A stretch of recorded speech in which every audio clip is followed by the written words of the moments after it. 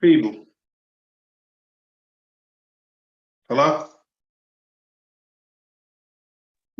Yes. Man, still not on. Giving all praises to God, who's the head of my life Today? today, Oh, there we go. tomorrow. Gotcha. All right. Can you hear me? Yeah, I got you. Here we go.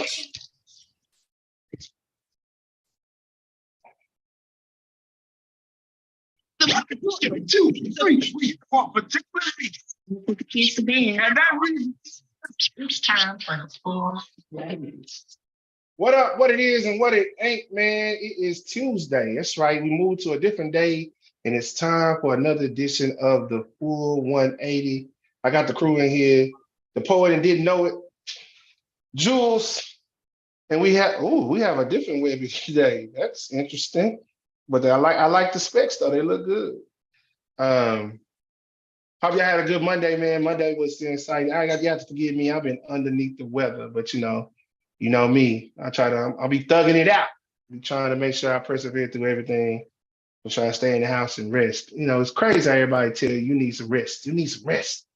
And they don't stop calling your phone though. It's like, all right, I need it, but you keep calling me. But all right, cool. I got you. But nevertheless, man, look, you know what I'm saying? I'm loyal to the listeners. I'm loyal to what we do. So I'm definitely glad you're here for another edition of the Full 180. We're not going to rest. This is going to be a fun-filled show. Lil Webby, D, Jules, how you feeling, man? Talk to me. What's up? Somebody say something. I'm good. Oh, you good? Okay. Long day? Of course. Oh, I see. Long day in the red folder world. I'm good, y'all. I'm just preparing my beverage. Oh, you doing that again today? Okay. No, but I promise I'm gonna be on my best behavior.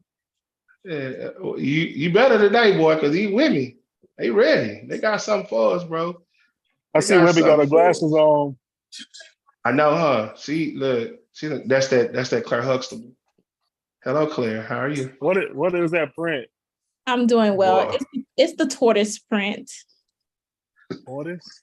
The tortoise. You see how she said tortoise? Yeah, my wife got that. My wife got that same print. Yes. I thought it was cheetah. Tortoise. No, it's I Yeah. thought it tortoise. was cheetah. It actually has a bougie name. It's tortoise. Wow. I don't know what to say now. Like, I never heard of tortoise print. It just Yeah. always called it what it was. However, nevertheless, man, you know, I always have an icebreaker for y'all, right? So here's the icebreaker before we get into it, because I know y'all got a lot to say, ladies. So here's the icebreaker. And I'm gonna call this, let's call it agree or you disagree, right? Oh no, let's change it. I want to know what your reaction is. So this is what I'm asking. Ladies, gents, those that are out there are also watching. Hey man, let me back up a little bit. If you are watching the show, look, you can scan that QR code that way. What does that do? I'm glad you asked. You can become a prescriber to the Full 180. That's why you get all the notifications, where we're going to be doing what at. Oh, we're about to be in the public too. Hey man, real talk before I go into anything else. I had a friend to go to the tonight's conversation. She said it was boring. I just can't believe it. Yeah, prescribers, subscribers. You know, D, there you go. You ain't been on here 5 minutes. Delete.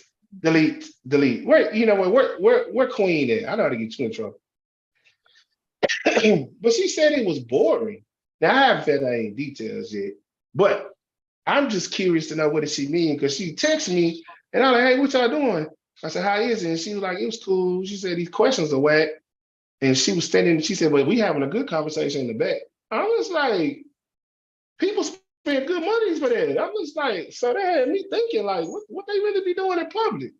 Because, you know, them highlights be something totally different. But I guess that's good marketing. It's just very, very good marketing. Very good. Hey, I am trying to figure out how to do that for us. But I actually have a meeting coming up next week with somebody that I know does that. Black Women of Wall Street. That's right, man. Let me put it up there. So in case y'all ain't went, you ain't subscribed, go ahead and get your tickets. Get your tickets. It's coming. It's coming. October 21st. It's coming. When I tell you this is gonna be the dopest women's conference that you've been to. And not only that, Sarah Jakes is this weekend. She starts Friday. From Friday to Sunday, I believe, or Friday to Saturday with their conference. Quita, if you listen, type that in the what's comments for me so I can tell them what that is so people can go. But I heard that is coming. But so I like say it again, prescribers, subscribers, whatever you want to call it. D. Click on the actual QR code and take you directly to the show, and you can actually log on to our YouTube page. You can actually log, and then you can go to our Facebook page and go to our Instagram page, and be one of our followers, of course. And I'm gonna start having these lovely people. Oh, look at her. She showed up like a wife today. Wow. Man. D, she got another date tonight. Got another date tonight. We don't know with who, but somebody here. Come Somebody. on. Look Last at time it was. you. Hey, Last time it was the girls. I was with my niece and my aunties. And No. But this I time heard- is we. you saw the pictures. You saw the pictures, so don't trip. But this time Yeah, he we was hiding. That's what it was. He was hiding. He was back there. He was in the background saying, "Put on your red dress." Hey, you put it and on. put on your high I heels. mean, she put her hair And together. so my sweet perfume. Hey, show smells good on you. Hey, But that QT cup though, here y'all go with these cups, boy. We ain't Okay. started something trend. But y'all know from now on when we do the show, you better bring your cup. Bring your cup. Bring your Sit down, cup. let's sip tea. That's a whole All right, so- segment. Look. We got the cup segment. I got you, man. I got a cup too. I got mine. It's right here. Right here. So this is what I'm gonna ask. So let's do this. I want to say, what is your reaction, right? First, let me give you today's quote. Today's quote is a strong relationship starts with two people who are ready to sacrifice anything for each other. That takes for you to having a strong mindset of unselfishness and willing to sacrifice for the other. So think about that as you do with your friendships, your relationships, even at work, your church relationships. That takes a whole lot to be the bigger person. But let's do this. What is your reaction? I got two questions because they have a lot of show to get into, so I'm gonna let them do it. D should be joining us later, the one. He just had congratulations to him. He just had a newborn. So I told him, like, man, if wifey let you go, man, come on through, bro. I need your expertise about something. So we're gonna see. The first question, ladies and gents, what comes first? Marriage or love?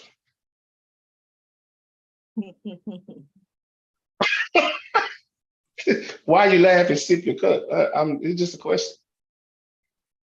What comes first? Love. Come on. Sometimes No. marriage. Nah. That's If a it nursery rains- rhyme. If That's a it nursery rains- rhyme. if What it's a was the rain, nursery rhyme?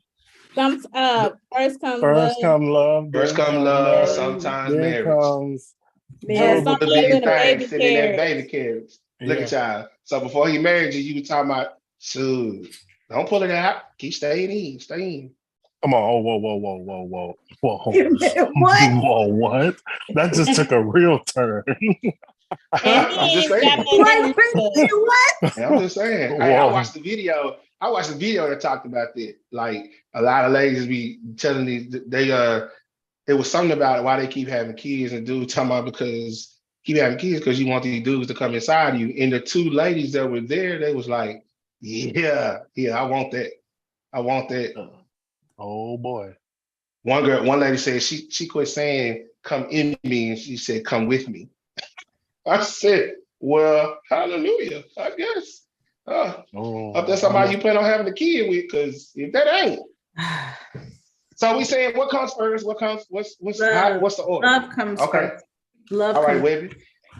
I don't think that's so straightforward. Because for some people, marriage comes first and love comes later. Mm-hmm. D? So okay, Oh, my reason why I said that is because there are countries and oh ethnicities yeah, that culture, do culture. I'm with Culture. you. I'm um with you. what Arranged you call it, marriages. arranged marriages. Mm-hmm. Sure. Mm. No, sure. I was thinking about that too. Like culturally, it depends on the culture, right? But I think we're in American culture, so just keeping it American, I think love comes first. I would say love comes first. I think love is tested Mm. even more when you become married. I think that's one of the greatest love tests ever. Because Mhm. sometimes you don't know how much you love somebody until they've rubbed you the wrong way, and Mm. Mm. you know. Mm. So yeah, that would be my take on it. So I'm gonna say marriage. So this is what I meant. I believe marriage comes first. And I'm glad I want everybody's taking. If you watching the show, put your take in there too. But I believe marriage comes first because you really don't know if you love this person. Because if you really did it right, y'all don't even live together.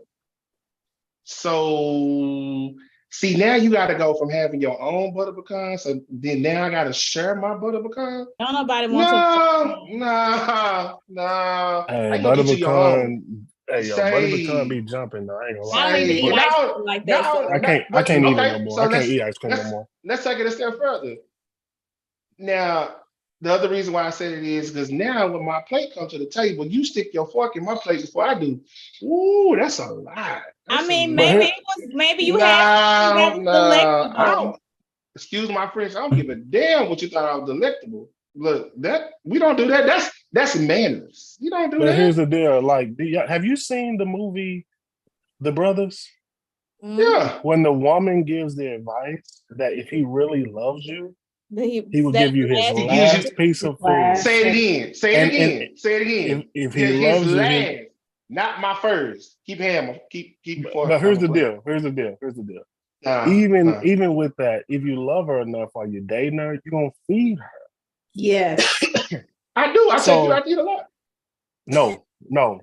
Listen, all right. emphasis on the plate of food, the fork and the plate. All What is right. you talking about? No, no, that ain't what you mean. He Mm. said you feed her. When you take her out to these exclusive restaurants, or you plan dates and take her out to eat, or am I not feeding you? I mean, yeah, you're feeding her technically, but you take her. There's food on your plate that you will give to her up front. Like if she want to You try. would. Food I is agree. euphemism. If she wanted to try it, yes. That doesn't mean you put it on the plate and now have a quesadilla missing. No, that's not it. But I'm just saying Okay. you have to get there. So let's take so this is what I mean by that. What I mean by that is when a man chooses to marry you, yes, to in my mind, he's saying that I choose you to be the one for me. My peace, I choose you to take care of my heart, the whole thing about me. I'm choosing you and you've shown me certain things to make me feel that I can spend the rest of my life with you and build with you and have a happy, you know what I'm saying, and grow with you. Oh no. I believe love comes after marriage because you have to have something to sustain your marriage. Why do I say that? Because the person that you married on that day is not going to be the person that you're going to be with for the rest of your life. If you have a real person, they're going to evolve. So you have to love the new person that they're going to become throughout the marriage. Because when I got married to you, it was glitz and glamour. We feeding the whole family. It's about rings. We look good. Girl. Not everybody, but some people are just about the marriage, about the whole. It's Let's just a call it the day. whole party. Yeah, to some people it's a day. Some people it's a very big day.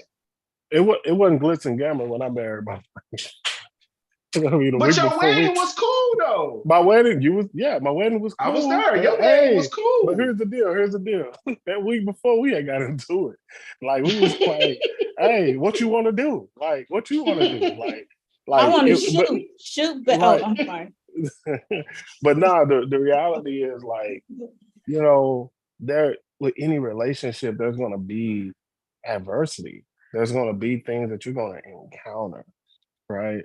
One indicator that you know you're in it is when you're willing to fight beyond what you feel for the greater good of that other person. Like if that's a demonstration of love, that's a demonstration of love, right? And that shows that just that demonstration of love is a key indicator that love exists. You know what I mean? Love can exist. Just it's just my opinion. Love can exist before we ever get to that place of marriage, right? And it can exist even more when we are married, because I'm learning about marriage in so many ways. Is teaching. It has taught me about love and what true love, like what really, like what it means to love another person. I know what it means. I know what it means to love myself. You know what I'm saying? But I didn't know what it was like truly, truly to love another person in this capacity. So, and what that means and what that requires. So, yeah, that doesn't mean I didn't love her before I married her. You know, it just meant that, hey, there was so much more to learn about love when I got there. And there's a lot of people who get married and necessarily didn't love the person when they married. And then they say, well, I didn't fall in love with you until Afterwards. I'm just saying. I'm just That saying. happened. So it does happen. Webby, So was that next, your experience? I'm sorry. No, that wasn't my experience. No. What about you, Jules? Was that yours? Nope. I love the person before I married them. I so think, if you still, I think so that the depth of it, like, I mean, the longer you're married, the more you love them, and you love them in a different way. And in theory, that should happen. thank you. Capacity grows differently the longer you're married. Like, even if it's not a good relationship, even like in the end of it, towards it, I don't say, even like when you get in years into it and things aren't great, you still love the person. You just learn how to move differently. Well, I mean, if you truly love a person, then if you really were growing with that person in love, then some people shouldn't even be divorced. If you say you really love that person, I think. I mean, you could say that. I don't think that always works that way, though. Like, you can love somebody even when you're not with them. You know what I mean? And sometimes you realize that, being together brings out the worst in you. You know what I mean? I agree. It can't happen. I think sometimes not that love is not important, but I think we just like totally X out compatibility. Love and compatibility are two different things. I can love you all day long, but if we are straight toxic for each other, it's not gonna work. It's not going to work. That doesn't excuse that I love you. Right. I think it's dangerous though, y'all, when we find ourselves loving somebody without first seeing how compatible we are. I do, but see what happens is we get caught up in that pole or the kitty or whatever the situation may be. Whoa. And that's that's my whole thing. When you talk about being compatible, when people say, "Oh, well, we're compatible with each other," I just don't agree with it. It's like I could be in my stage of being compatible with you. Are you getting the CEO or are you getting the representative? But I think that's maturity, though. I think still, that is still a key. When y'all, they say men are like lions. You're supposed to chase. When you chasing, you really want something, you're gonna show up. And Pimp C said, "Players get chose." The reality is, and they still don't, and they still not married. Hey, I know. No, but here's the deal. Jokes aside, I think you're right though. Greg. I think at the end of the day, a season where you want the person to see your best, right? You don't want the person to see your worst, right? Because I mean, and it's actually a thrill in that at some capacity. Like, it ain't no pressure in that. You want them to see your best. You want them to understand, like, hey, this is who I am, right? Until you have to be that person consistently, and that's every day challenge, right? So switch gears. I'm glad you said it. Oh, go ahead. I'm sorry. I was gonna say, what if you, with this person, you are your best? You know what I mean? And they bring out the best in you, and you don't know how to be anything else when you're with them. You know what I mean? And you just grow into that person as you person, and as you spend time with that person, you're just growing into this better version of you. Like you ain't ever been with somebody that just make you. Absolutely, Jules. I'm with you. Yeah, I agree with you. Yeah, I'm with My only you. question is, when you have that person, You know, are you just that person when you around him? no, I think that like if it's that person and they bring out the best in you rethink a lot of relationships, you rethink your environment, you rethink Now, what now, was I doing? What was I doing again? Like right. So this is what when you said that, it made me think about this. I've experienced and I've heard other men. Most women that actually get that dude that really that bring out the best in them, he normally experiences more hell than the one that does not bring the best out of you. Well, a lot of times, I mean, people got to get through the worst to get to the best. But I shouldn't have to deal with. But here's the deal. Here's the deal. Drop your Gucci luggage at the door so we can buy you some more bags. Well, I mean, I think it's subjective. I think overall, like, and I know Jules, all of us believe in the Lord. Love is patient, love is kind, love is, like there is like to really be married and stay married. Like the challenge is one, would two become one, and then two, that patience, that those 16 characteristics that are associated with love that the Bible clearly articulates. Right. I think we also forget about the fact in 1 John chapter 4, I believe, it started talking about the depths of love that we don't even know that exist in us, that to Jules' point, it eventually gets pulled out at some capacity. Yeah. So, and people can bring that out of you. Just like people can bring out the worst in you, there are people who can bring out the absolute very best in you. And we see it in other environments, right? We see it in environments like work. There are supervisors who bring the best out of you because they know how to supervise. I'm experiencing that right now. My old principal, bro, when I tell you, we feel like he is the best thing since sliced bread. Because it's just, man, it was, and then like, and it's not a knock on my new principal. It's just like, well, this is totally different. You know what I'm saying? Correct. So you want to the next question, because I know I'm gonna play this the context to the title, what the title show is about. But this is my other thing. D, if you as a man, or Jules and Lil Webby, if you are dating a man or a woman exclusively, are you obligated or have some responsibility to their kid because they have children? That's a great question. I think I was in that situation. Well, I think you got to constantly stay in communication about that. You know what I mean? I don't think it's a one-time conversation. I think you got to definitely stay in communication about that, because that's a different variable. Like, especially when the father is involved as well. You're not only collaborating with her. It's like, for a person that, for me, I had no kids. You know what I mean? Like, but my wife, our son now, he was 10 years old when we met. And at the end of the day, it was different because there was a collaborative component to relationships that was just like, I never had to deal with someone who didn't have kids. You know what I'm saying? So, considering, like, it challenges you to be considerate, right? In a way that, how would you say this? Over being really self-seeking, especially when you didn't have kids, right?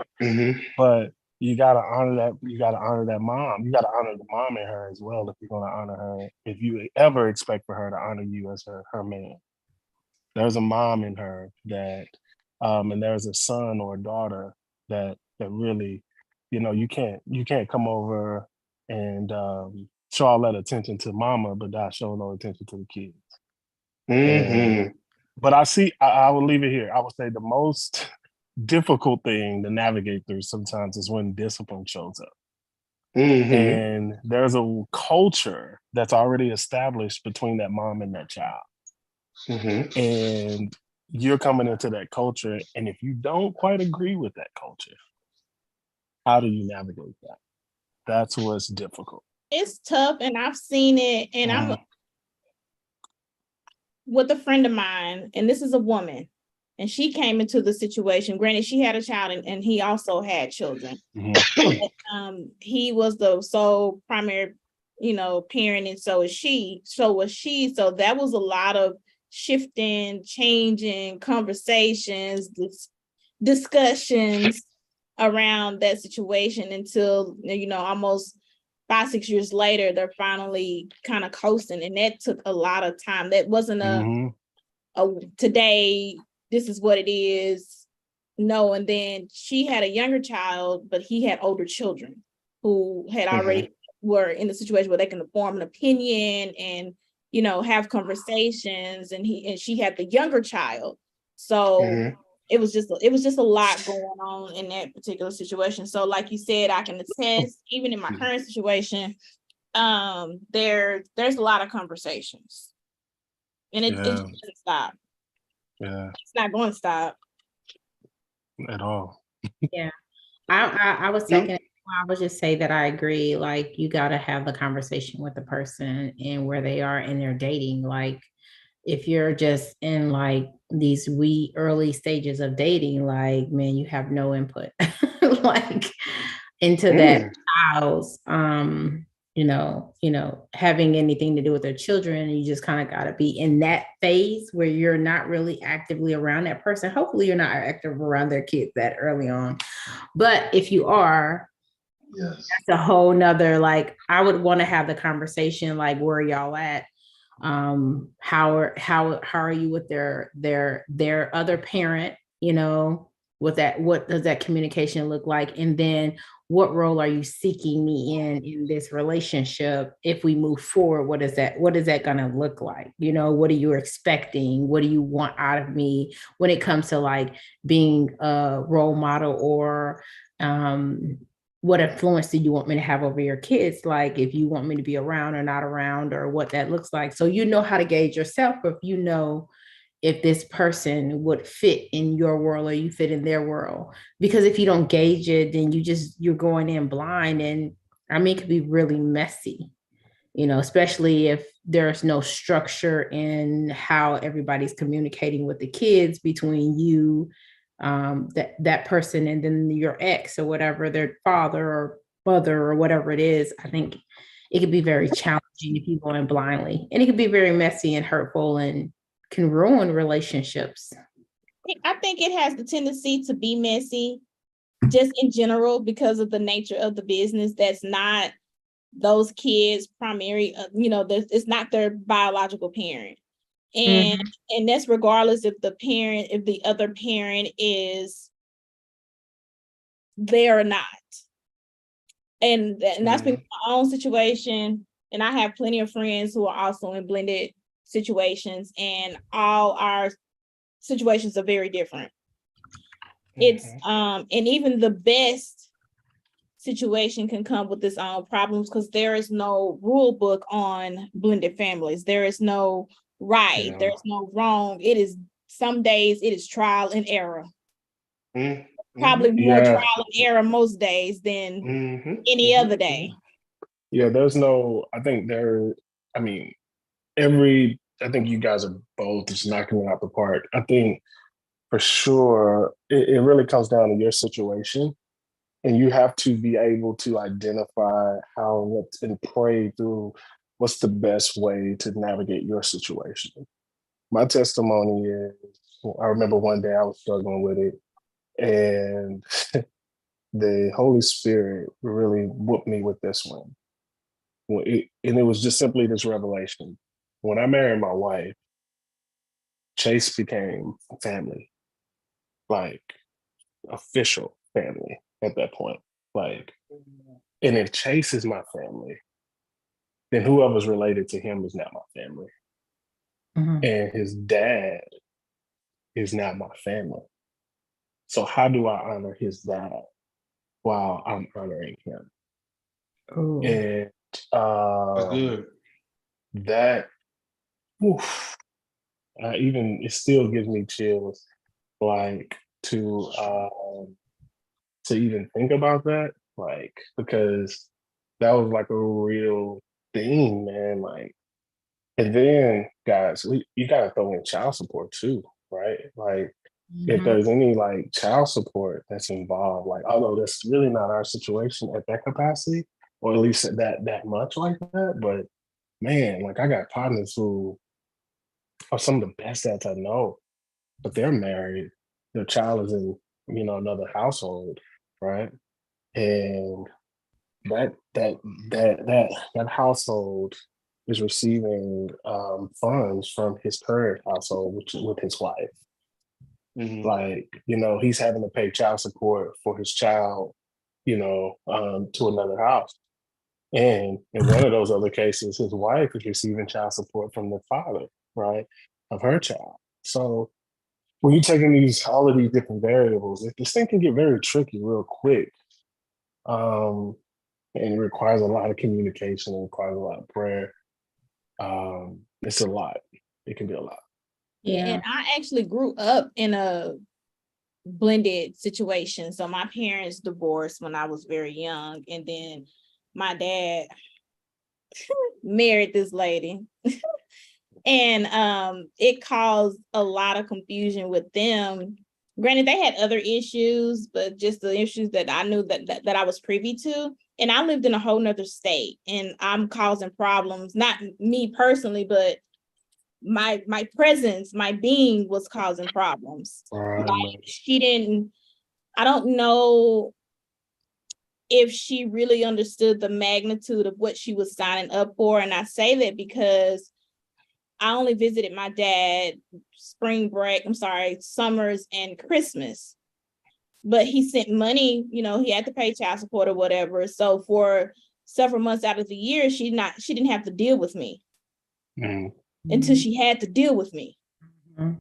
Got it. Yeah. I think there's like and that caused strife between the two of them.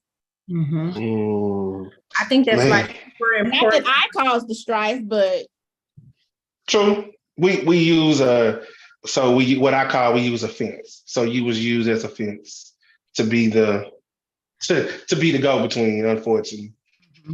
That shouldn't have been the case. My whole thing is that if you dating a man and y'all are quote unquote exclusively, and let me say this, when I say exclusively, y'all made a choice to be like, okay, we're really gonna work on us. I ain't saying that exclusive dating thing, because to me, sometimes exclusive dating means some people use it because you're too lazy to go out here and really date. So you just rather exclusively I'm just gonna be lazy and date this person. And he treat me 87% right. Get the hell on. But if you really out here and y'all making it known that y'all are going together, like D and his, his queen, they made it known they're gonna be together. So that, in my mind, there's no way you're gonna be with that woman and not be with her kid. They're a package deal. There's no way. Well, even it's when a journey, I broke bro. up, so even when I split with my own wife, my ex-wife, I still kept in touch with the kids, but it became a one-sided deal. So at that point, it was like, well, I can only do so much. I can be the olive branch for so long. Now, at the end of the day, I do believe when you get to a point and you get married, because there's a difference between a covenant and a relationship. If you haven't expressed to that woman, or if you say you're going to be in them kids' life, you need to express to that woman, hey, these are da da da da da da, and I'm in their life, right? Cool. Now, your wife at that time does have choice or have say so in that, because that's your wife, not your girlfriend. That's your wife, and you are in a covenant. So if there are issues with that, and it comes to be cumbersome, then you got to make a choice. But I mean, at the end of the day, if you're gonna be in these kids' life, you're gonna be in these kids' life. Like, I just recently got a picture of her graduation picture, of TA's graduation picture, and I was like, cool. And I sent it on to my mama. We still cool with it. We don't talk because she's in a relationship, but the fact that she thought of me just to send it to me, that was dope. But at the end of the day, I just don't see how a man is in a relationship with a woman who has kids, and you're just not involved in the kids' life. You're just in that woman's life. And if a woman doesn't really want that, then my thing is, I should never know your kid. No. I should never know his name. I should never see him. None of that.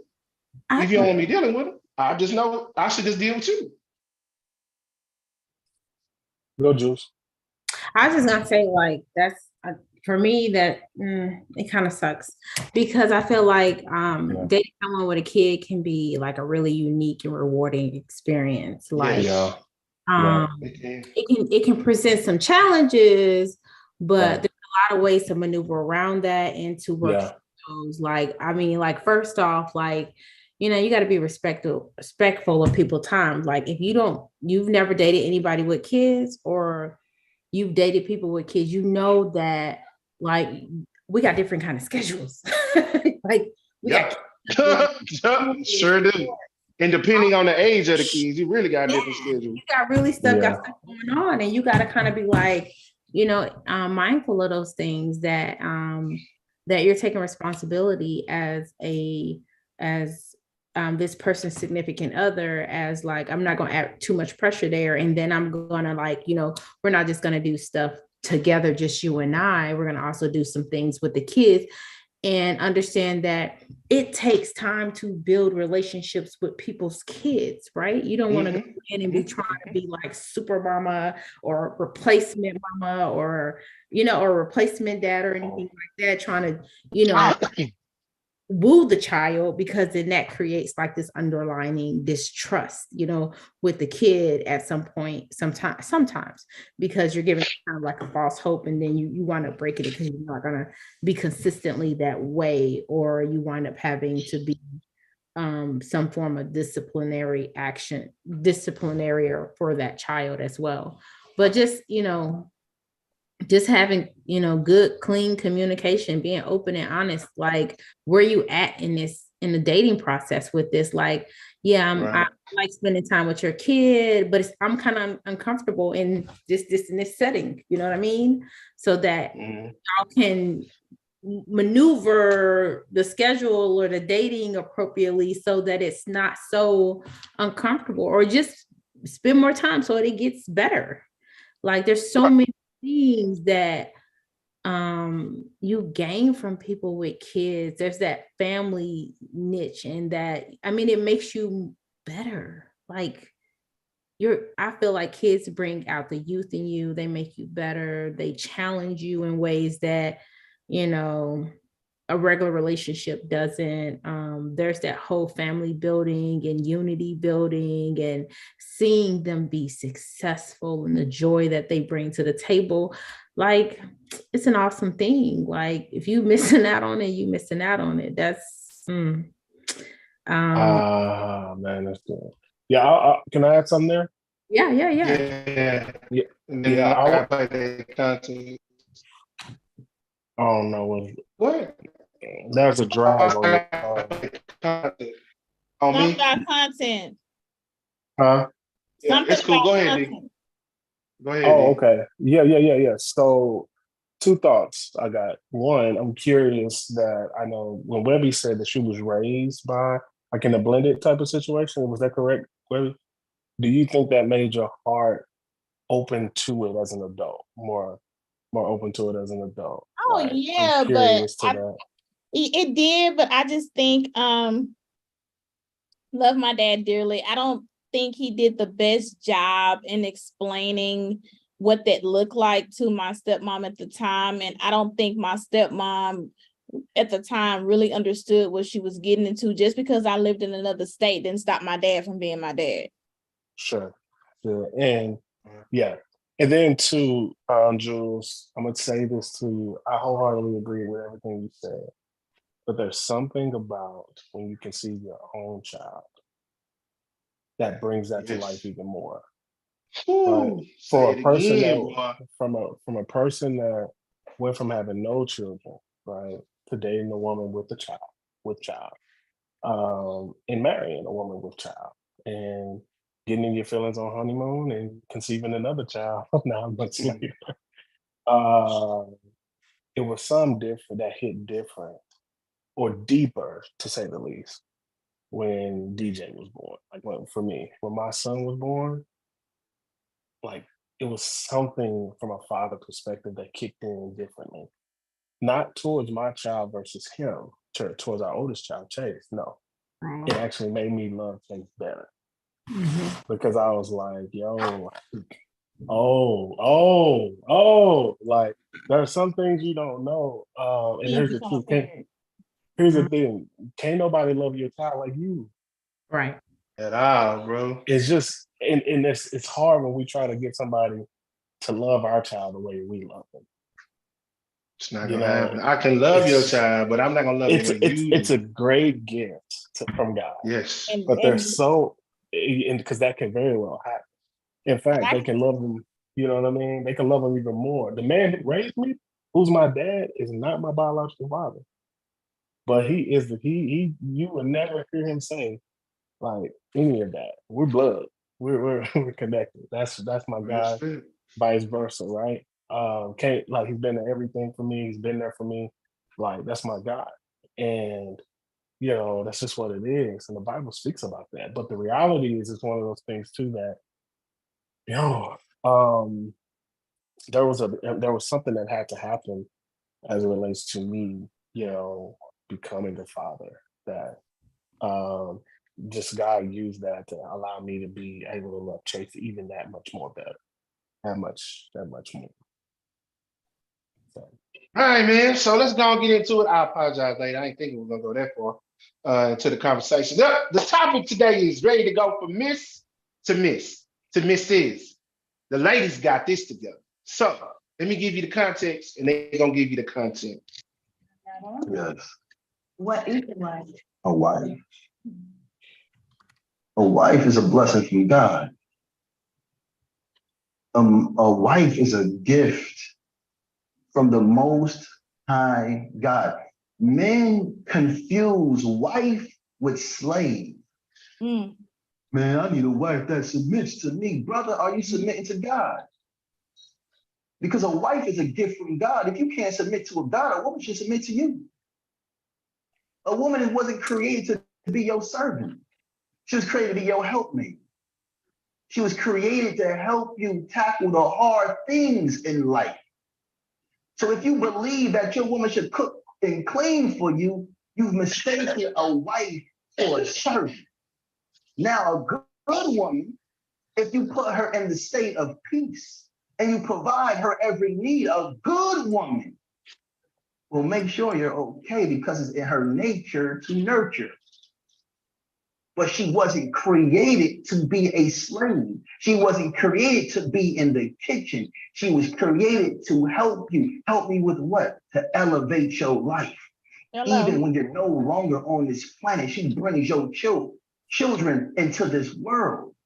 And she nurtures their minds and spirits and bodies with everything you done taught her.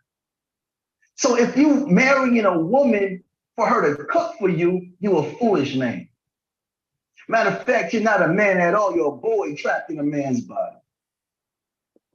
A wife is a gift from God. And how are you supposed to treat her? You're supposed to provide her if you know that God gave you this woman, why would you turn God's blessing into a curse? She should cook and clean for me, have sex when I want her to. That's not what she was created for. If you want to cook that cooks all the time, get you a servant. If you want someone to clean your house up, get you a servant. But when you get a wife, when a man chooses a wife, he chooses a person that he can expand his lineage with. He chooses one that he knows can teach his children things when he's no longer around. That's why a man marries. A man marries a wife to expand his empire, meaning she's going to have my children and she's going to teach my children the things that I would teach my children, but I'm not always around my children because I'm traveling the world, expanding the empire for my children. Men have confused wife with servant. And a lot of men won't understand this. Ladies. So I'll speak because I'm the one who chose that video, and I think Jules is the other one. Yeah, so she co-signed. I often hear. I got a lot of questions. I often hear men say that they're so ready, and this is on social media, and I've even heard this in person. Men say, "Oh, I can't wait to get married so I can find me somebody that's gonna cook and clean for me." That's it. Not somebody to love, someone to have children with, not someone to spend the rest of their life with. Their first go-to is cooking and cleaning. And like he's saying, is if that's what you wanted, then you need to hire a cook, you need to get a maid and do all these other things, because that's not the definition of a wife. And I think that is often misconstrued. Well, I mean, would it be fair to say that you know what you want in a husband? Yes, and it is. What do you want in a husband? I don't turn it off. Okay, so I do want my husband to be able to provide, but provision is not monetary. Got it. I'm sorry. Okay. So you say you want a husband to provide, But it's not. Provision doesn't equal monetary. Okay. In other words, is not talking what about is money. it equal? I'm sorry. So he doesn't have to have any money. So he doesn't. I'm not saying he doesn't have to have any money, and I think that gets misconstrued also, because men hear women saying they want a man to provide, and the first thing they go to is money. Well, no, I need provision in, are you going to protect? Are you going to lead our family? It's not necessarily just money, because I make money, you make money, we got money. So I don't have to be a damsel in distress. I don't have to be a stay-at-home wife. That's not my MO. So but should it be? It shouldn't be if it's not you. That's not me. So provision is not necessarily money for me. And if I'm hearing you correctly, it's not money, but money's a part of it, obviously, right? In some capacity, but it's more so, protecting, making sure you guys are protected and covered, right? Now, this ain't me talking, but I'm just asking, like in general, if I looked at you, Webby, and said, "Well, you need to hire a security guard." Oh, I was just thinking that. Oh my God. Like, if I looked at you and said, "Well, you need to hire you a security guard," I think I'm or you know what I'm saying? Or if you needed money, if you wanted somebody to provide for you, well, you need to go take a loan. You need to get, you know what I'm saying? You need a financial advisor. You need a financial advisor. Like, you need, like, I think the reason I'm coming at this angle, which, trust me, it's a pet peeve of mine to try to make it like for a person or a situation not to be clearly heard, right? Just to allow the person the space to be heard. So I preface it, and that's my disclaimer. And I think that sometimes that those type of statements create more division than it does help. You know what I mean? Reason being is it doesn't allow you to get to know the person for the person. You coming in with these already expectations, right? Like for some people, like and I always just utilize my situation, but for my situation, I've gotten to know my wife enough to know if her being a stay-home mom is suitable for her. I can want her to be a stay-home mom all day. But if that's not her, that's just not her. Like, she needs to go be doing something. Like, I want her to be at peace. I want her to feel a sense of belonging in our relationship. You know what I'm saying? I want her to feel safe, those three S's, safe, secure, and stable in our relationship. And that's good leadership, in my opinion, to say, hey, look, like, all right, what makes you feel safe? What makes you, because if a certain amount in the bank account doesn't make you feel safe, I just think that's fair. That's something rooted in that, right? I don't want to go back to poverty. I don't want to go back to that house that I grew up in Pleasant Grove, you know? And that's a real thing. You know what I'm saying? So I say all that to say, like, just ask that question just to see what your perspective would be in the event that I looked at you and said, well, you need to hire you a security guard. They got security companies out there. Oh, they got some really cool banks out there. I actually know some bankers that I can connect you with if you want to, if you need finances situated. I just don't. I don't think that helps the situation. That's just my immediate thing. And I get what you're saying, And but like I said, I can only speak for Alicia Renee. Sure. And Absolutely. that's it. Yeah, for sure. So yeah. And if you know me, money don't move me. It never has. Right. Because I have been I can take care of me. I mean, I'm not saying they're trying to be an independent woman. I'm just saying like that's not what I need. I need straight up. Yeah, that I don't need that. So, but that doesn't mean I don't want provision. Correct. It doesn't mean that I don't want leadership. And that doesn't mean I don't want food. That doesn't mean that I don't want to be like, you know what I'm saying? You're right. Heck, do I enjoy a home cooked meal? Heck yeah. Yeah. But I'm not looking for you to be my chef. You know, like I'm not looking for, we got to work together. We got to create some shared, this got to be more of a shared like expectation versus shared so responsibilities go way further. I'm going to say this part, and then I'm going to let Jules talk. Yeah. When this gentleman said, so let's deal with the protection thing. Let me say that. Now, he said, God made this wife for you. Now, God made us a helpmeet. God laid us down, took our rib, and created woman in order to be our help. Because God knew this man was going to do something stupid one day, and he needed some help. I totally believe that. Now, when he says protection, now if you're my rib, aren't you protecting my vital organs? So if you're a protection of me, then but you want protection, but you don't protect me, then you need to call 911, get you a security guard. Second thing I'm gonna say, the one thing where he threw me in this whole conversation, well, you want your wife to serve you. Correct me if I'm wrong. Being in a real relationship, let me preface that with real relationship. Ain't the key to a real relationship is to serve one another? Absolutely. I didn't agree with that part. I was on the whole the more and more he kept talking, I was like, and I wrote notes. So that's all I'm gonna say for right now. Go ahead, Jules, because it's sitting on your face. Right there. Don't get it. Right. See it. Okay. Maybe not all over your face. I think I think that I know we're differentiating the wife and the helpmate. So go ahead. I think this conversation kind of speaks to certain types of relationship and things that certain women go through with different men. You know what I mean? Like you guys are kind of an exception because you guys value the women that are in your lives, right? Mm-hmm. You don't really treat them as servants. You know, y'all are, a little bit more liberal. I'm more of a servant. I'm more like an employee. Oh, man, bro. I'm sorry, Jules. Go ahead.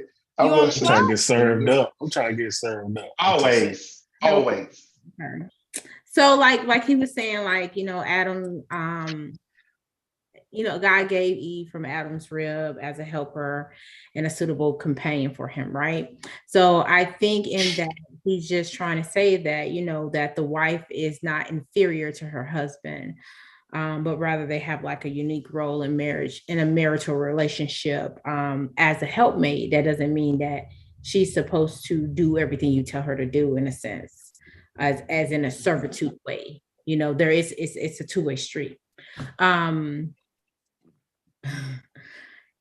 I feel like in some relationships, like I don't want to, put nobody in the street or nothing, but in some relationships, don't answer for the bus. Come on. It's not profitable. Let's just say that. In some relationships, and let's just give a good example. Like guys that make a lot of money, and they tend to be more like, more conservative. Let's say conservative is the word. Just more conservative in how they run their house, and they want to lead everything, control everything. The wife generally works at home, and she's the homemaker, and she does everything in the home, whether it's raise the children, teach the children, cook, clean. He wanted to be sexy, work out, do all these other things, be the trophy, be everything, right? Be the freak, Huh? I said be the freak. All of it. just to hold. Amen. Right? We don't want her to be the always be the trophy. Listen, as long as she ain't the fridge. That's all we care. Hey, that's just Sometimes more we to the love. fridge. Sometimes we the fridge. We done had that baby, Hey, feeling hey, ourselves. I ain't tripping. That's more to love. Go ahead. I know you don't want them to wither away, huh? At all. Period. So in those instances, you don't feel like the wife. Like you feel like you are you are everything else but the wife. You know what I mean? Like he's like, oh, I'm every time he come through the door, he like, man, I gotta have a hot meal on the table, you know, or I gotta have this and I gotta do this and I want this and I want that. And in this sense is what I think that he's more directing towards those who don't really understand the true essence of what marriage is to have. Like I did just want to kind of like expound on like the differences sometimes that, you know, guys don't really see is like the difference between being a wife and kind of being that service of a wife, like the service. How do you say that? How you treat your wife sometimes feels like she's just being bossed around. So in other words, I think I know where you're going. You can correct me if I'm wrong. Instead of treating your wife like she's still an equal at the house, you treat her like she's the help. Right. Yes. And I think that's what I was trying to say. Nah, I ain't gonna be goofy. I ain't finna be goofy. Go for it, Jewel. Say what you about to say. He even talking about the movie. I knew what he was gonna do. Go ahead. I don't finna say nothing, y'all. I promise. Go for it. So like the Bible defines a wife as a helpmate to her husband, right? Cool. Someone who supports and assists him in all aspects of life. This it's built like on a partnership of just mutual love, respect, trust. And just, I mean, it's like a source of joy and fulfillment for both of them. Whereas, you know, someone who is in a position that feels like they're a slave, I know men don't like to hear that, but they feel like a slave. It's not that they are a slave. It's not that they don't have options or they can't change their circumstances, but how they're being treated, they feel like they're forced to work under that person or consent to their desires and wills. And a lot of times they feel like property versus people. You know what I mean? Okay, so let's take it back because you done said something. So the history person over here. So for many years, wives were treated as property. They were not treated as equals. They were treated as you do what I say, or I'm gonna knock your head in. And when we sitting here talking, we sitting here acting like that didn't exist. Women were treated like property, and they were treated as if you're gonna wash my clothes, you're gonna cook my dinner, you're gonna raise my kids, and you're not gonna complain about it because I pay the bills and I go to work. And when I'm ready to lay down with you, you're gonna be okay with it. So let's not sit up here and act like that never took place, and it went on for years. No, I think that was something that was taught. I think I do believe that that's the point I was going to get to. I do think that was a learned behavior. Whether it was right or wrong, I do believe it is a learned behavior. But you also have to think about like in like when in the church specifically, there are men who treat women as if they're inferior to them. Yep. So that as if they can't do certain things or they don't have as much value as they do. Not to say that they are not in the hierarchy of God, husband, wife, children, and everybody else, but in a sense of like you are beneath me or you have no say. Yep. You know, I'm with you the whole way. You know why I'm saying that? Because it's for so many years in so many different cultures, women get the short end of the stick, especially when it comes to marriages. We are told what to do, how to do it, when to do it. It is certain countries right now, 2023, women can't even walk outside without being accompanied by their husbands. Or wear a certain but that could be their culture. It so is when you're taught in that culture, there are some women that are very traditional. I'm not one that's big about making my plate. That's a traditional thing. But that was women back then showing, let's say, how they would honor, or it's a sign of probably respect of what they would do. My grandmother did it for years, right? That didn't make her less than in the relationship. But maybe that's exactly what that was their culture, or how they tradition at that time. I get what you're saying. But we're right now in this particular moment, we're not acknowledging the fact that for years and for centuries in a lot of different cultures, women have been mistreated. Mm-hmm. And what do women? So listen to what she said. Women get raped by their husbands. Women are told what to do, when to talk, how to talk, what to dress, how to dress, when to look up, when to look down, when to shake a man's hand, when to not. Even still in 2023, women are still fighting for their civil liberties. That's a lie. But go ahead. No, it's not a lie. That is a lie. But go ahead, D. I wouldn't go as far. Women are still fighting for civil liberties. Yes, they're not. Because I'm gonna tell you the very reason why. There's women who out here are doing way better than me. You know the difference between the man and the woman in this day and time? We just heard a young lady say, are modern women ready to be wed? Hell no. Why? Because now that women are finally out here getting it, and I applaud you. Trust me, I applaud you. I have no problem with it at all. But you see how the difference was when a man is out here getting it, he's trying to get it to do better by his family. Women these days are getting it to do what's best for them. They ain't thinking about no family. So that's why I said that's a lie. But it's not a lie. So because let D talk. Go ahead, because that's not a lie. Because what I said is that in some countries, women are still fighting for the civil liberties in 2023. That is a very real statement. They're fighting for their liberties because they have a culture that they grew up in. Let's talk about over here in America, because we don't live over there. Go ahead, D. Well, I would say this. When I went to Africa and I spent some time in Africa, the culture was different, right? There was, I seen a particular strength in women that I had never seen in my life before. You will see a mom with a kid in the front wrapped and a kid in the back wrapped, groceries on top of her head, groceries in her hand, walking miles. Then going out, preparing food while breastfeeding the child, right? There was so many different elements, but the husband was out there like getting it, like trying to figure it out, right? There are women who are loud and fighting, but there are a lot of women that are just playing their part. I would say this.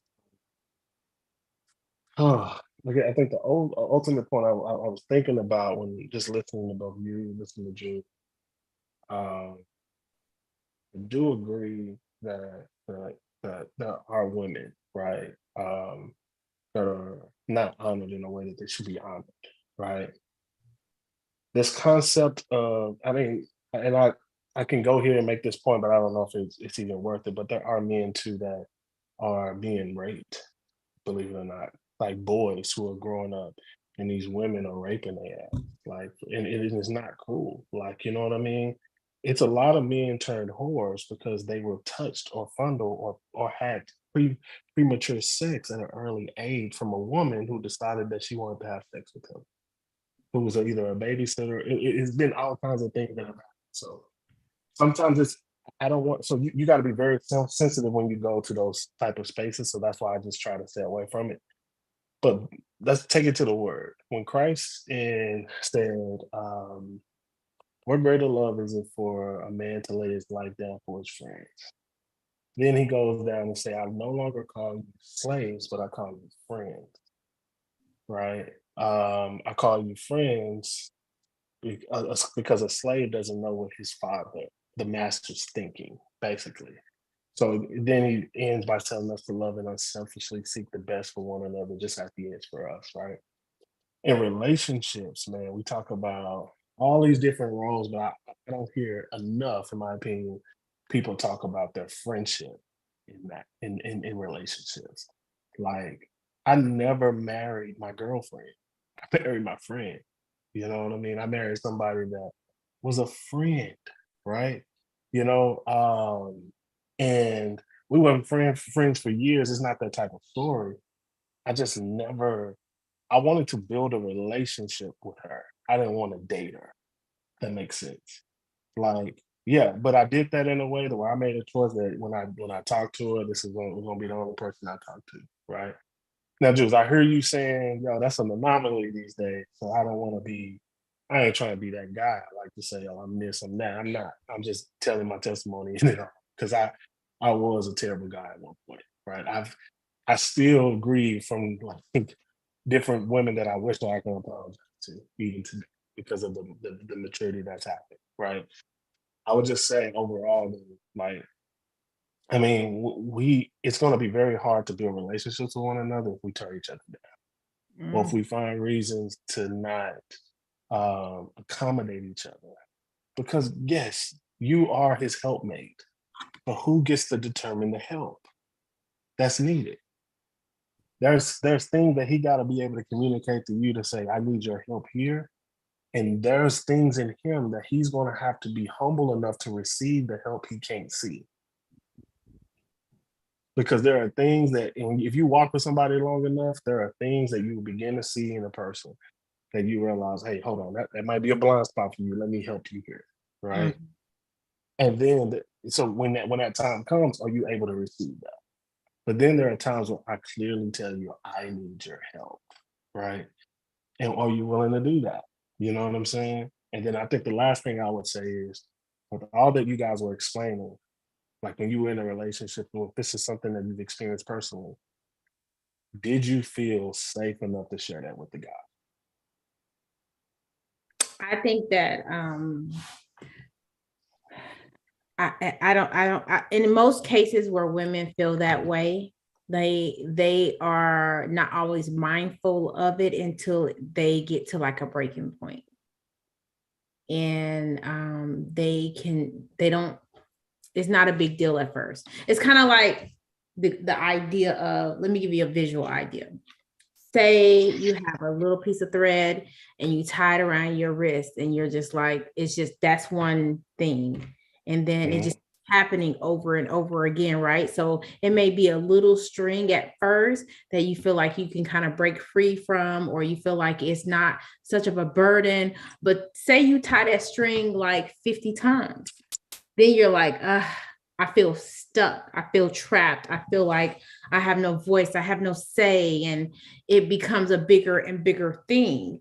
And you don't even know how to unwind it without feeling like you're just complaining, or you don't want to be the woman in the house that's always angry and frustrated and complaining about what you said and how you said it, or what I do and what I don't do, and how you're not helping me. And you don't want to be the woman that feels like that. You just want to just, I got it.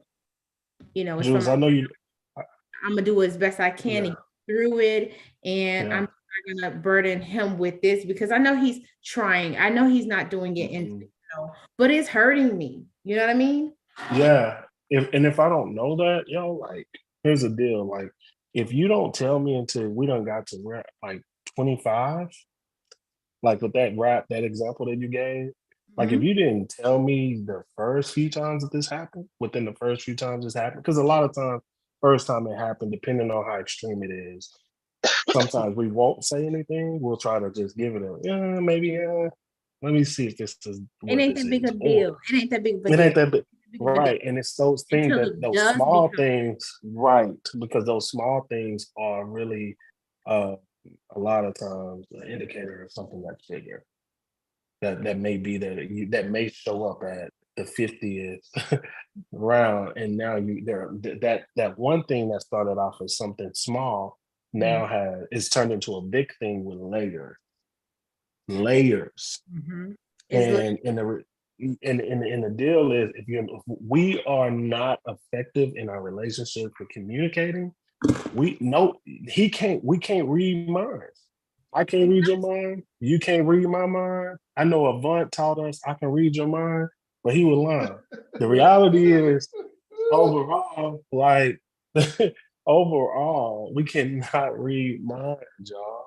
And I And I think don't. sometimes we don't Oh, go realize ahead. it's happening. I feel like sometimes we don't realize it's happening until it's like, oh my God, if you ask me to do one more thing, and you're looking at me like, why are you so irritated? I'm my task level is like this, and I got my own stuff, and then it's the blow up, and then you sometimes you don't even realize that you're compromising so much of what you didn't intend to in the beginning, and because you're not paying attention or you're not keeping score, you don't know until you're just exhausted from it. And so the body keeps score. I'm gonna tell you. Your body does, but your mind don't always keep score. So I would disagree. I would disagree. Your I would mind does disagree keep there. score. The mind does keep score. Because you remember all the times mind, I've communicated and you weren't listening. Because it's only a matter of time before it show up. The mind keeps score, and the mind is such a powerful thing. It remembers things that we don't even know it remembers. I just had this conversation not too long ago. If we had as human beings, had the capacity to really explore the brain like we could, I think we would stop because of what it can do, because your mind can block things out for years on end until it's triggered. And you don't even know that was a problem. You don't even know it. Yeah, I agree. Yeah. To go what you said with me. Like if a woman says, "Well, I got this clip. I was gonna play it." She was, but I know I'm not gonna do that. But she said this thing about, how can a man protect you when you can't something to authority? But when women hear those, I hate to say that word, trigger words, authority, submissive, all that turns into a negative thing. But just like Webby's the head of her department. I tell her all the time. She goes through changes, whatever, but I say it to her all the time. You are the head of that department. They don't have to like you, but they will respect your authority. They have to.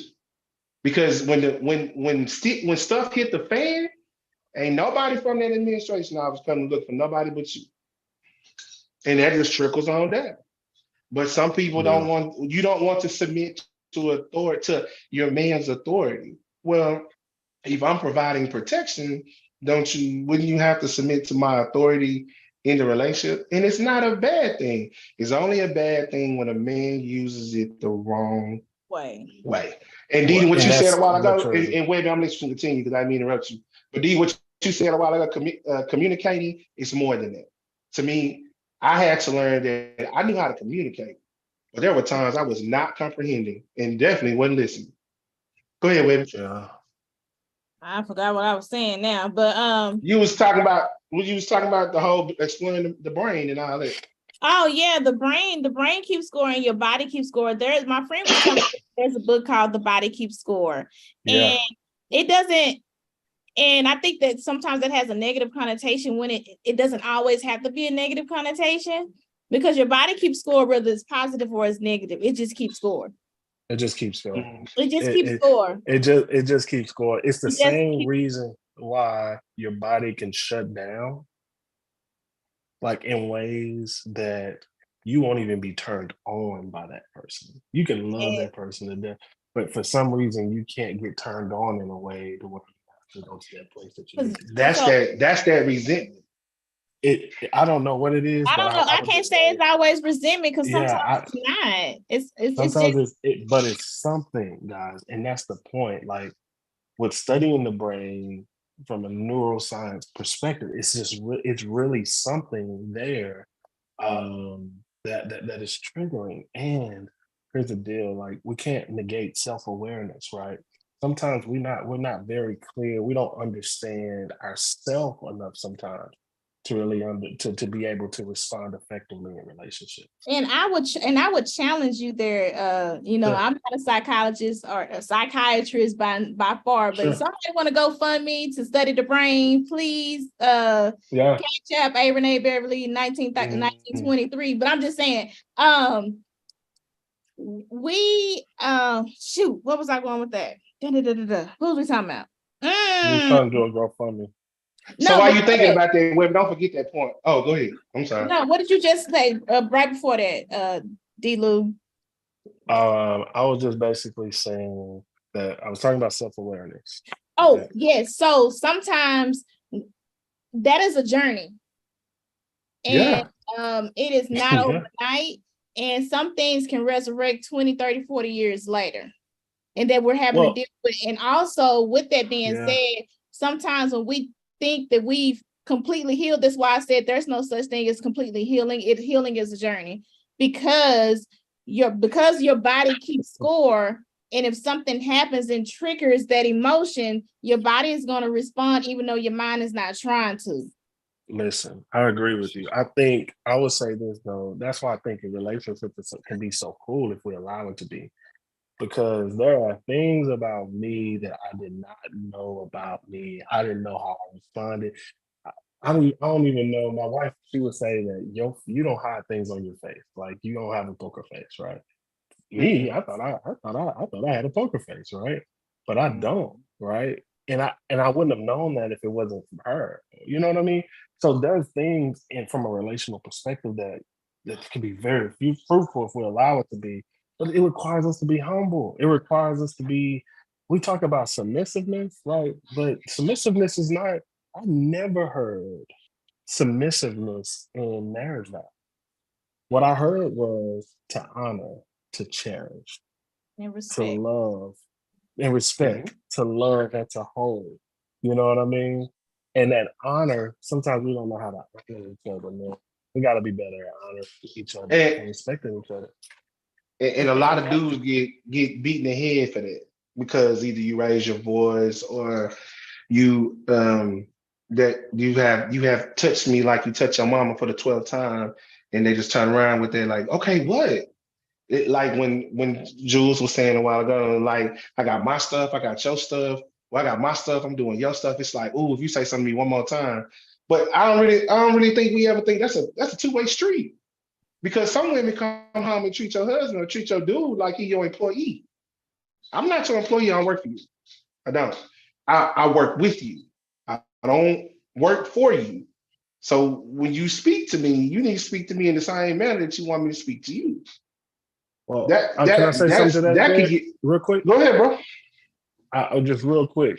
Jules saying that could be, I hear that. I hear what you're saying from the respect perspective.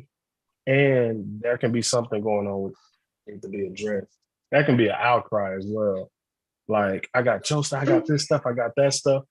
And what I've had to learn, at first I used to take that the wrong way. You know, I've been there. But in addition to that, I've learned, okay, what can I help you with? Like, you know what I mean? Like you said, you got this, you got that, you got this, you got that. How can I make your load easy? How can I serve you? I need you to be at peace. I go that word, serve each other. Serve each other. Yeah. So ladies, what I really want you to do, ladies, because I thought it was interesting I brought this up, right?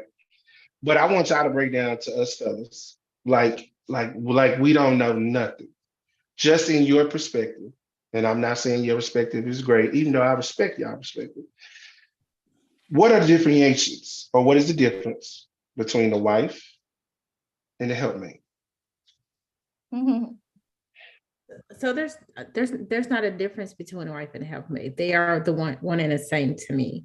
I think that the helpmate is, there to help with with everything, really, every aspect of life. It's not to do it for you, like, oh, I got a wife at home that's gonna cook, clean, and do all this other stuff. But no, it's to do it with you. It's to help. It's not to do for you. If you got a ministry running on, she's not the one that's gonna be just running everything in the background while you just the face of it. Like, it's together. You're jointly doing these things together to help build each other and to build the relationship and to create a legacy that is just fulfilling. And it's your source of joy. You're supposed to be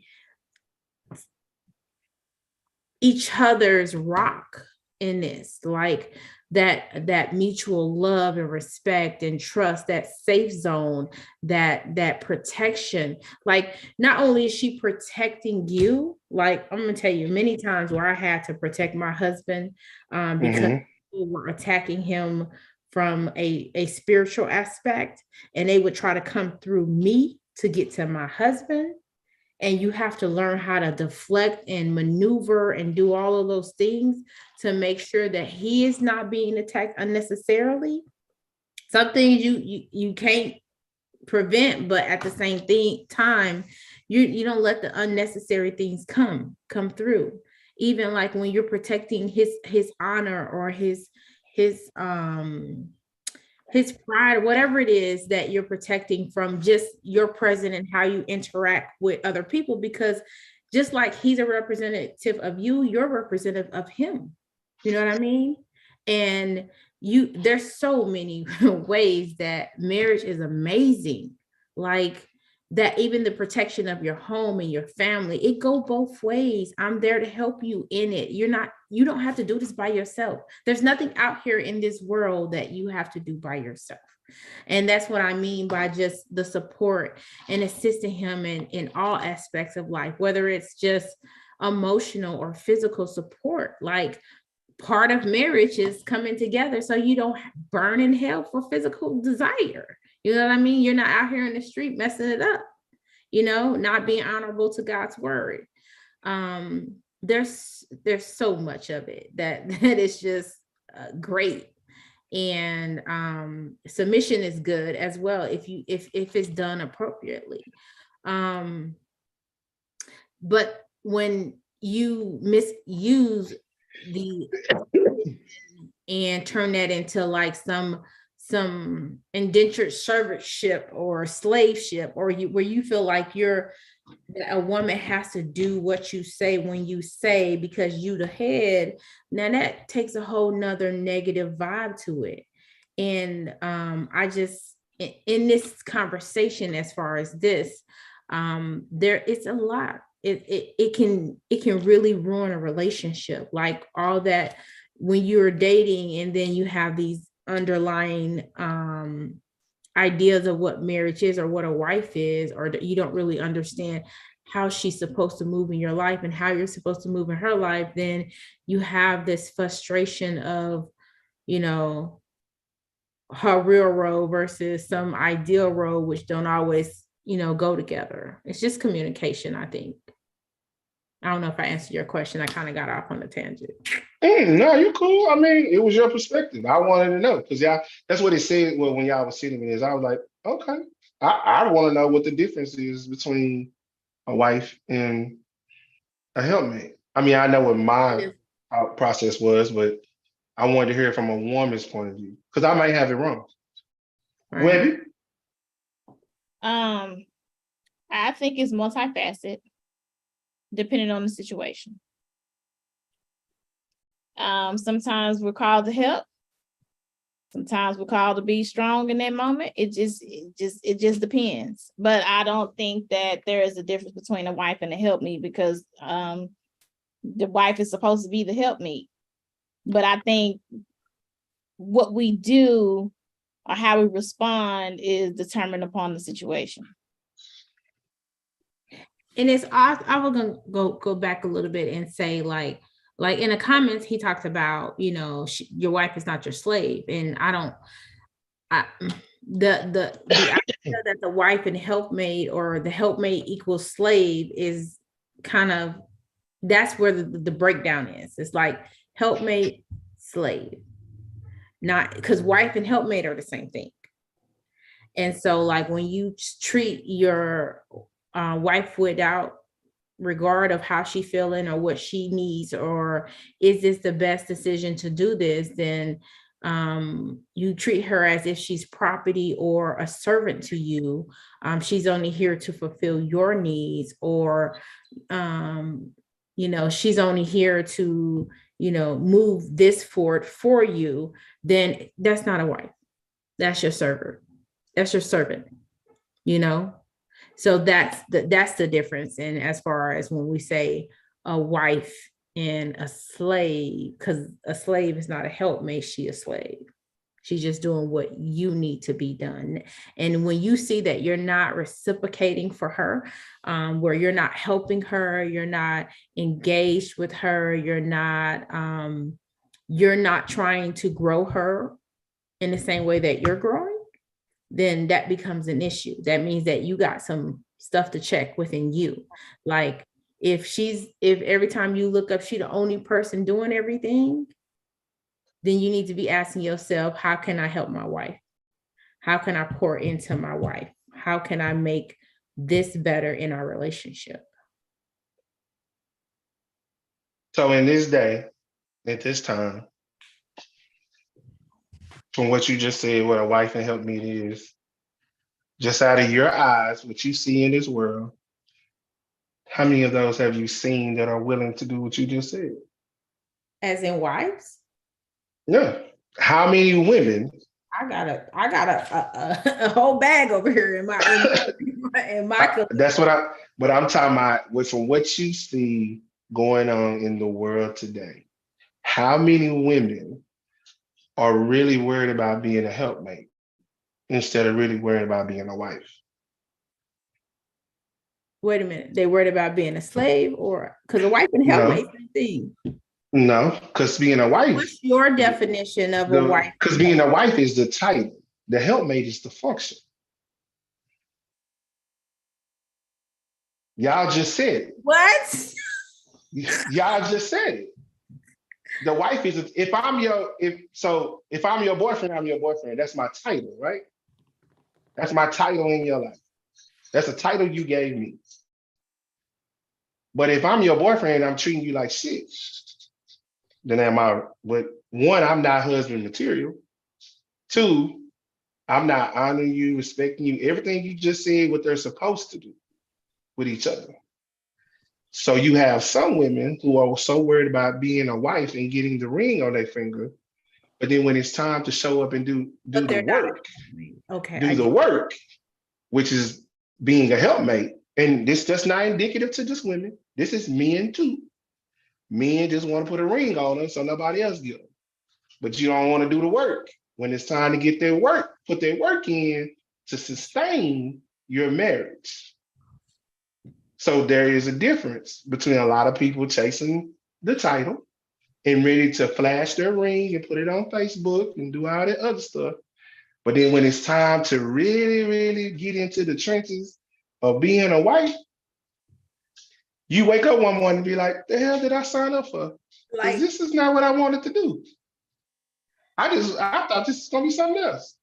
So like I've heard a woman say, well, when you marry me, you gotta buy me a house. Like, because all of my friends, they bought them houses.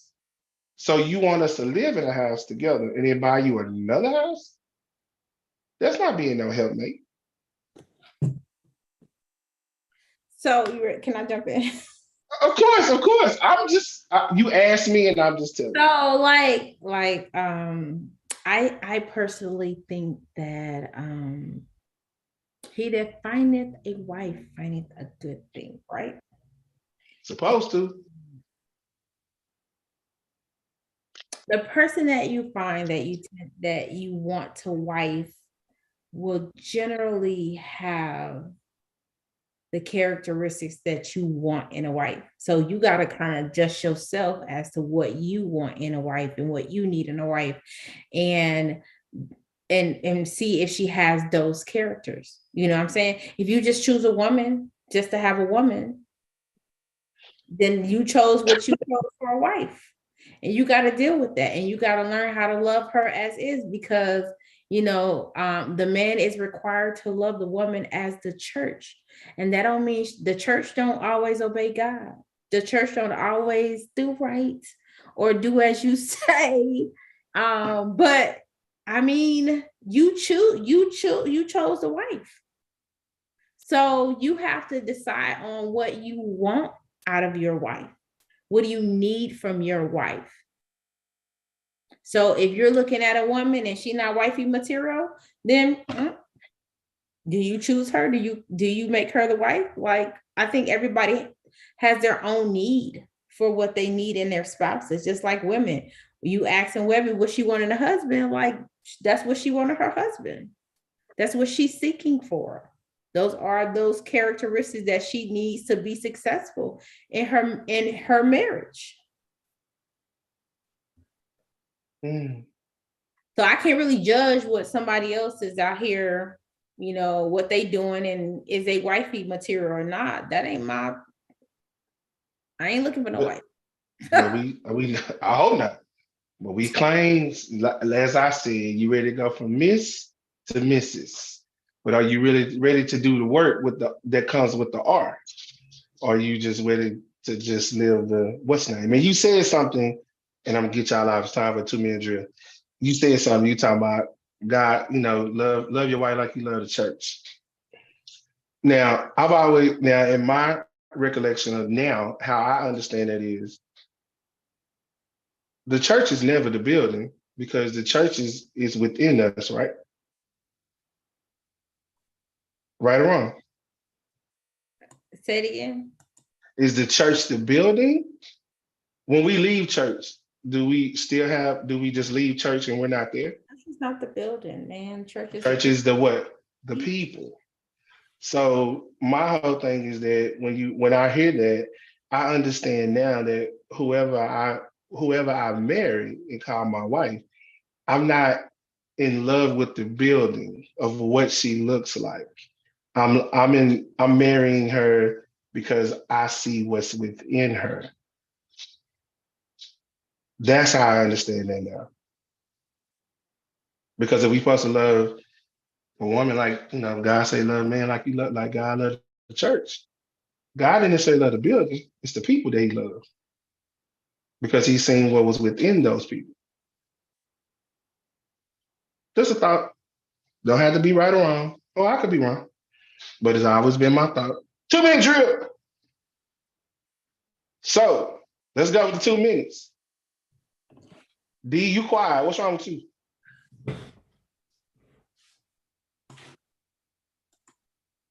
He on mute? Is he asleep? No. Oh, he on mute. No, like he quiet. You fell asleep. I was listening to the great Jules and Webby. DJ Tricky. I know. You know. Not me. Nah, man. I was for to share with y'all. I was talking about. I dropped a clip from the podcast I do with the husbands that talk specifically to this. If you saw it about, it was Pastor T talking about one of the ways, it's explaining how Christ loved the church. Love your wives like Christ loved the church.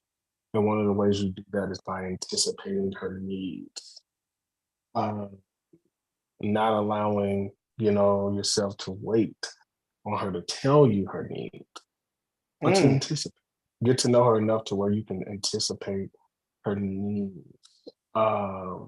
Christ anticipated our needs in so many ways that, we can go into all of that. I'll just let you catch the clip. But needless to say, I think what I would say, we'll get off. I'm just reminded by what my mom reminded me over and over with my life. What God has for you is going to be for you. And your situation is your situation, right? What God has for you is going to be for you. What God has for them is going to be for them. Let your situation be your situation. You know what I mean? What works for you works for y'all. Like what works for y'all works for y'all. Like, you know what I mean? It may be completely unorthodox, right? But it works for y'all. You know what I mean? And that's just my thought. I want you to know, like, there are men who will value you as a that would truly care about you, that would anticipate your needs, that would try to learn you and would be patient with you. But look, man, that's not a one-way street. We need patience just as much we need some guidance in some areas. We need some direction, right? Like there are things that we don't know how to do that you may be great at, specifically especially in parenting, where you as the man, you have boys, you might be a little harder, right? And by nature, just learning how to be more nurturing to you, even as a man, I think that could be cool. You know what I mean? I'm just thinking about everything we talked about tonight, but all that to say is, I don't think that there's a difference between a helpmate and a wife. I think that is one of the principles to being a wife.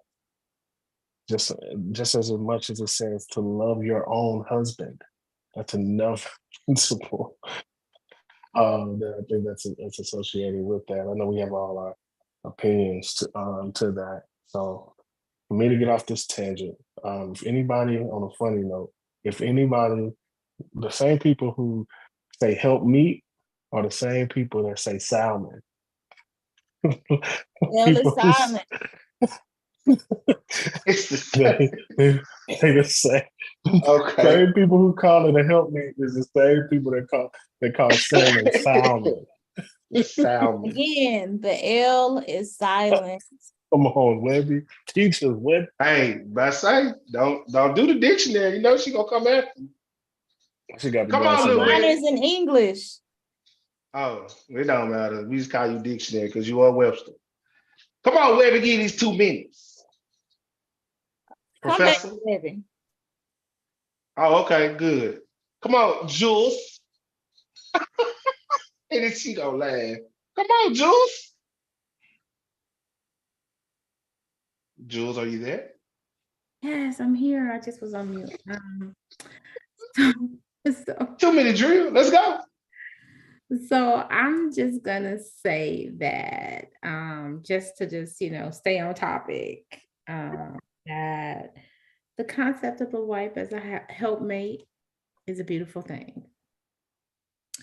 And it's meant to promote, unity and harmony and love and joy within your marriage. And, it's before you seek one or look for one, just, know what you want, know what you need, That's my two. I'm going to say there's a purpose for the pressure. Some of us are the plug for a lot of people, or some of us are the go-to for a lot of people. And we act as a bridge for a lot of people. But what people need to understand is bridge has a weight requirement. Sometimes it gets heavy. So there's a purpose in the pressure. But when the weight gets too heavy, you're gonna have to, there's a reason why it's gotten too heavy. Either you can't hold it by your own, you can't hold it yourself, or you're gonna need some help. So brothers, you can't be the bridge all the time. Get you a real help mate. Get you a real partner, or what I call a best friend type of love. Because when you have a best friend that is your love, normally when you are best friends with somebody, you can argue, you can do whatever, but you always come back from that. When you've built that type of friendship, it is easy to love the person that you're with. Webby?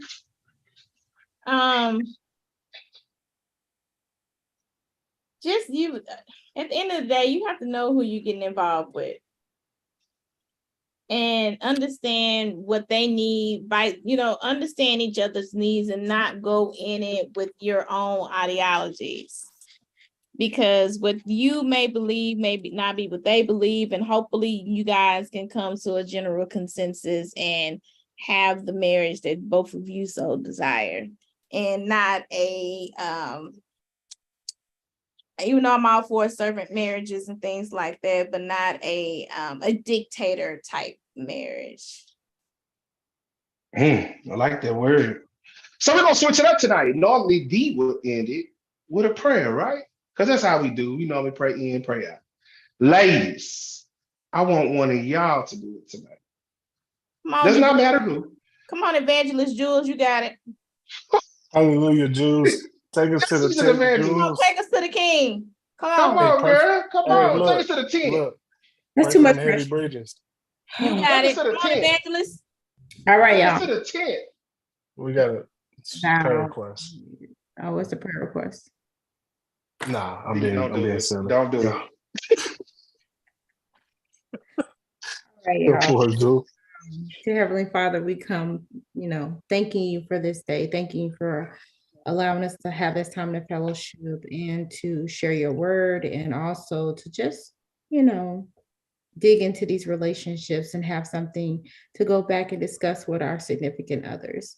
Let us go out and apply some of this stuff and grow in just learning your word. In Jesus' name, I pray. Amen. Amen. Ooh, that's short to sweet, but a whole lot to say. Look, man, once again, we appreciate you joining the 4180. Look, the new day, the new time. It's Tuesday, 7:30. We ran over today only because I wanted them to really have this conversation. Ladies, as usual, you're always perfect 10s in my book all the time. Thank you for your just having the tenacity to want to bring this to the table. I thought it was very important because some of us don't know the difference. And we need to have the flip side of what a husband and what the husband role is. Because a husband's also a helpmate too. So I believe so. But I definitely appreciate y'all doing what y'all do. Everybody who joined in, thank you, thank you. It was some new people on here. I didn't get a chance to say anything, but I will. Omni Eye Entertainment. They responded, of course, the DJ Black Ice, what's up? And I'm missing one. Mr. Quintez Ross. Thank you for joining, man. I hope y'all able to share. As Jules said at the end of her prayer, this is why we do it. We don't do it to tell you what we think is right. We do it because it's time for you to put the phone down and have a simple conversation. A simple conversation to comprehend and make your relationship better. We already tell you it's pee out here in the pool. So go in the house, take a bath, bro. Get freshened up, sit down and have a conversation. Grab your cup like we do every night and just sit down and have a conversation. We appreciate you for joining. Like I said, make sure you share. We're here always on this Tuesday. Think big. It's Tuesday, 7:30, same time, just different day, because it's Monday Night Football. I'm sorry. I don't want to compete with Monday Night Football. But as I normally say, think big, believe in God. Remember, faith and fear cannot dwell in the same place. And while you're on this side and get to the other side, remember to love, live, and laugh. Don't forget to catch D's podcast. What is it called, D? Say it. Husbandhood podcast. Husbandhood. Make sure you catch that on YouTube, man. Definitely proud of him for that, man. Love you too, brother, for what you bring to the table. Other than man, look, y'all get some rest. Have a good day. And I'm going to end with this song by Eric Robinson, right? Because I think the ladies really taught us some lessons. We'll see you next Tuesday right here. Same bad time, same bad channel, right here on the 418. We out. Thank you, ladies. Y'all did a phenomenal job.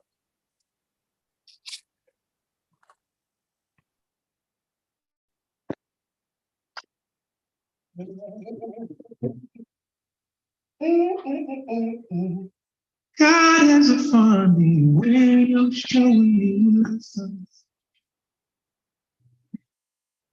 That was everything that God told me. I will have someone for me. Even if I'm standing in a place of can say that every love affair I had was perfect. For every painful day, and then was right. Now I realize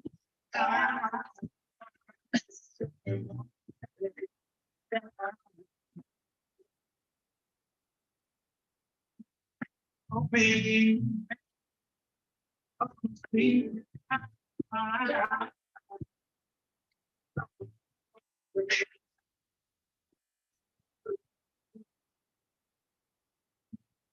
If I never went through it, I would never find you.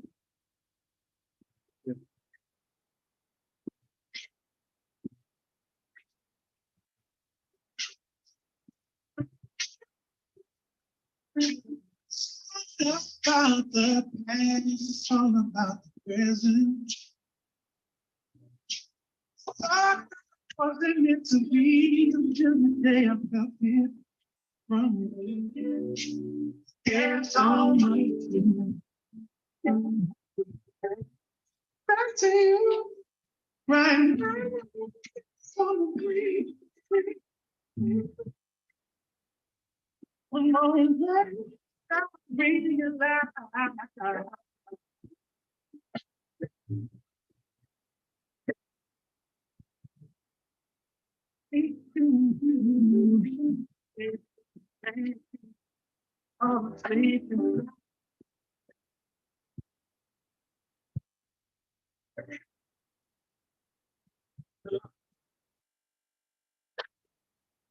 If I never went through it, I would never find you.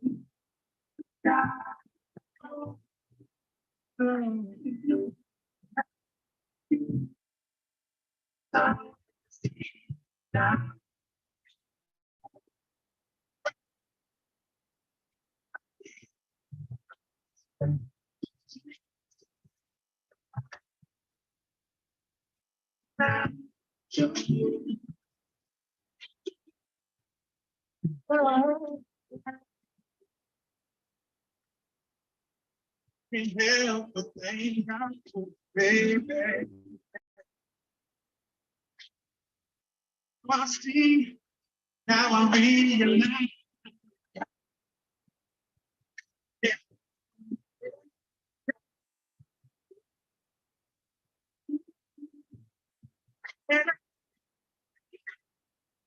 What I'm sleeping.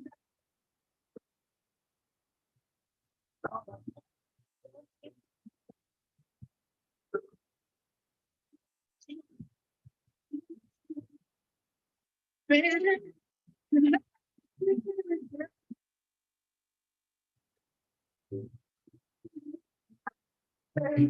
Baby. Wow. God is calling me.